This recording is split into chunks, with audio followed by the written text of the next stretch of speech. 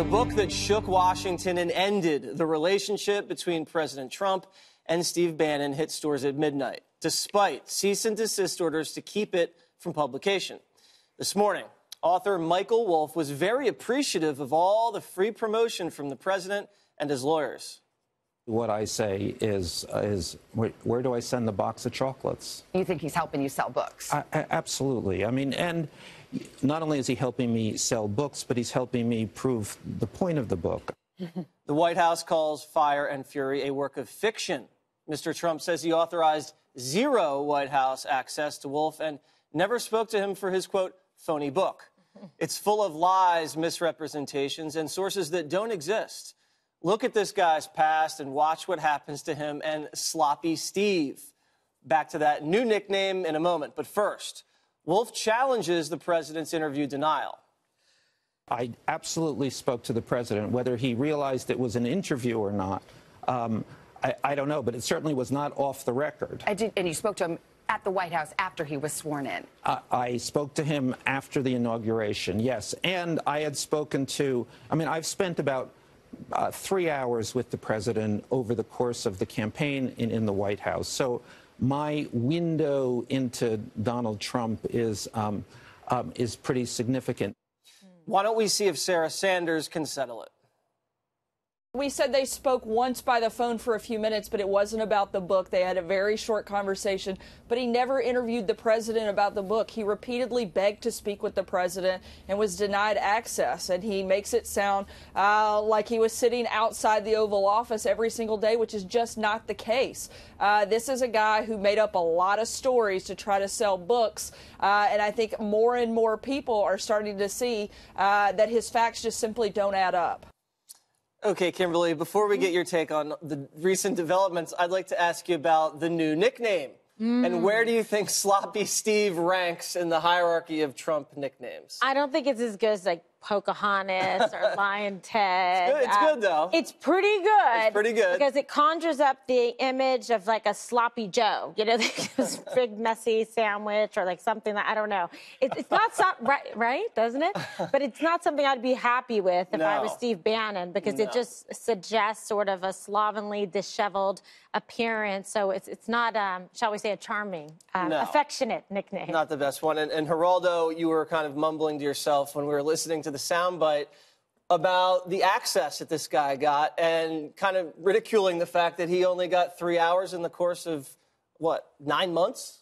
It's more than 9 months because the campaign began in 2015. So what you have is 3 hours. But that is not 3 hours of Michael Wolff speaking with President Trump or President-elect Trump or candidate Trump. That's him being in the presence of Donald Trump, the man that he absolutely analyzes as if he were a shrink and says things. I have to say that yesterday my wrath was directed at the Benedict Arnold, Steve Bannon, who absolutely has behaved traitorously to the family that entrusted him. Today and I don't generally like criticizing reporters, but Michael Wolff said something that I think begs exploration and analysis. Michael Wolff said, and I'm quoting, 100% of the people around Donald Trump, senior advisors, family members, every single one of them questions his intelligence and fitness for office.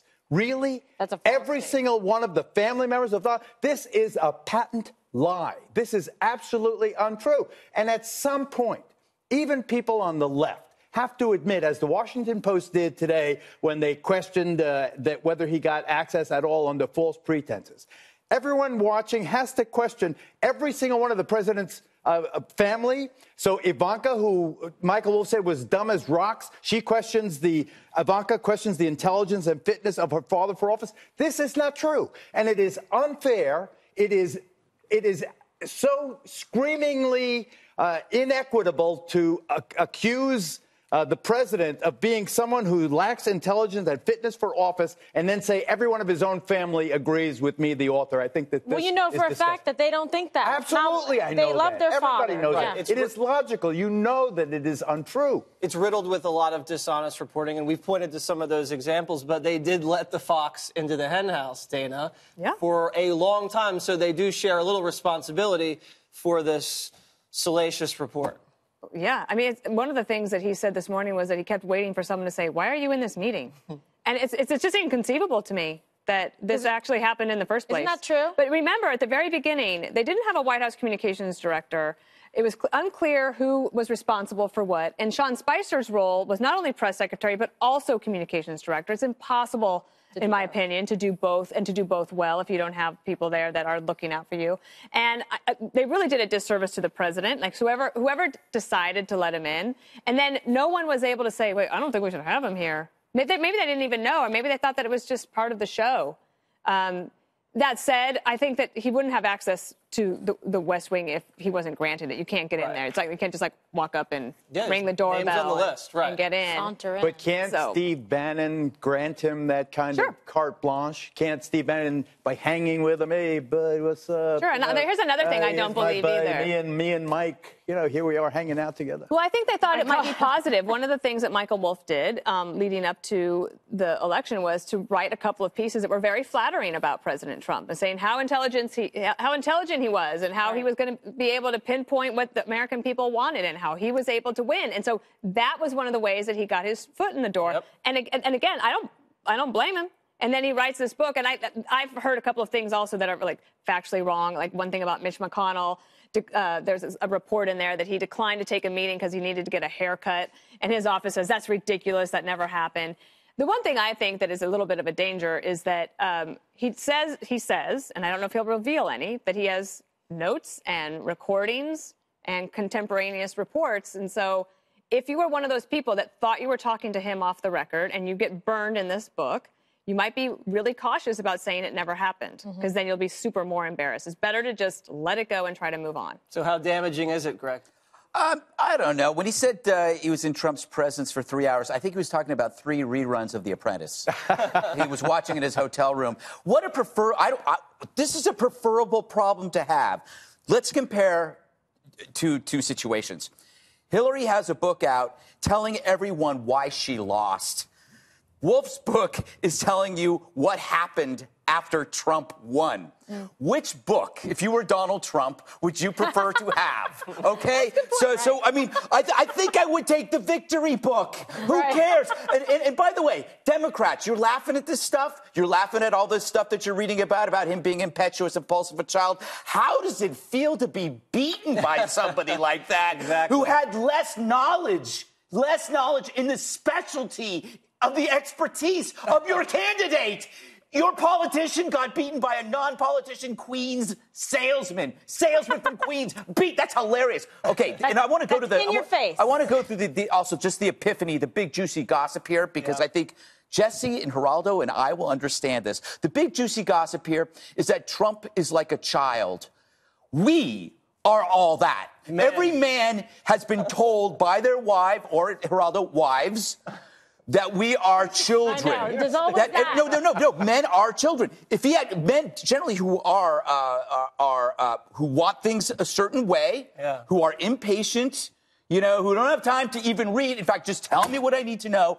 We act like children. I'm reminded of this every day. In fact, that's a compliment, because I'm more like babies. I mean, like you would say about me, you would say something worse, like I'm the child from The Omen or The Exorcist. So I think both. Anybody who's a supervisor, who's ever been a boss, they know everybody beneath you says crap about you because they're supposed to. It's a release. And when there is a changeover, when a team in a preseason is undergoing a change in personnel because they lost and now they're getting new people in, there's half of those people that are just grousy. They're just saying, they're the guys that go. They always end up going, and then the other people stay. There's chaos in a change of personnel. This is all normal. And all he did, he got in there and got to watch it. And that was the mistake. But that's a problem to begin with that we said yesterday is why was he allowed sort of this unfettered access to walk around, fly on the wall, listen in, overhear conversations? I mean, it's really, to me, unbelievable that nobody actually said, hey, buddy, take a hike. I do like Dr. Evil's glasses, though. That's your nickname for Wolff. Dr. Evil. Dr. Evil. Well, I think that one of the things is, what have we all learned this week? Never cooperate with a book, especially if you're in the middle of an administration, if you actually have something going on. It will never turn out well. Or how about just ever? Years ago, I remember when I was deputy press secretary one time, I was Karl Rove's spokesperson, amongst other things, but he was one of my responsibilities. And a reporter, well-known from a very liberal magazine, came and they said, you know, I think Karl gets a bum rap. And I'd like to do a profile piece that talks about, like, you know, Karl's great, and Karl's super smart. And so I was charmed, right? I went to the White House communications director. I said, I'd like to give him a shot. And Dan Bartlett said, knock yourself out. And I pulled out all the stops. Interviews, third-party backup, brunch. I did everything. This piece ran. It was the meanest thing I have ever read in my life, and it was my fault. Did you ever speak to him after? I've never spoken to him after. All right, He's in the deep freeze. So what these guys do... Not Karl. Permanent freeze. So they seduce you, and they tell you everything you want to hear, and then they get in, and then it's a hatchet job. Yep. But see, I just want to say one thing about what Dana mentioned about recordings and so forth. In my opinion, during the time he's in the White House, I don't think he can have a recorder on him particularly. I think that is you record it on your phone. But I know you can do it, but I don't. I think this guy's much more of a schmoozy no, I don't kind think. of. No, like if you're in the White House and a reporter and comes then he in, remembers and recreates what he heard. I think you're right. Yeah, he's a guy who hangs out at Michael's, the restaurant, with I was other. just there today. Yeah, of course you were. And he's the worst kind of friend. Definitely. Don't tell him anything. Yeah, he's not a friend. I also don't believe this report that just came out this afternoon. I'm sure that they are hearing this, but I don't believe that it's true. What? Axios put out a report that said that Steve Bannon was thinking about putting out a statement that disavowed the book and his quotes, but the president's statement beat him to it, and therefore he didn't do it. That's actually I don't believe that. I don't believe that he was going to do that because there were hours and hours that lapsed between that book coming out and the president's statement. And if you want to get it in front of it and not cause a problem. Well, he obviously delayed and didn't do it, but that's one of the things that was said, that he was working on it. Then they started issuing the statement and said, forget it. But I think, why not do it right away? Why did Bannon Well, that's the best he could do the next day, because if there are tapes, he cannot say or disavow that he didn't do it or he didn't say it, he didn't make all of these comments. He knows himself if he said it, right? And if in any way, shape, or form this guy has it on a recording, he's screwed. Yeah. So the best thing you can say is the president is a great man the next day. I think Bannon is screwed regardless. Speaking of, could you imagine if a reporter like Michael Wolff, a gossip, was inside the Clinton White House in the 90s? I mean, could you imagine, would a reporter watching the girls go in and go out and what was going on in the Oval Office, what kind of book? This is nothing. Those are the tapes that we definitely want to hear. Wait, what was that book that just came out about the Hillary Clinton campaign? The Politico book. Remember the two authors? Shattered. Shattered. And the Clinton campaign was furious. How dare, because it talked about all of them speaking badly about each other, about the candidate, and these things happen, and you can get through it. Right. Well, the president's given it so much attention, the book's now going to be a #1 bestseller. He regrets that. For better or for worse.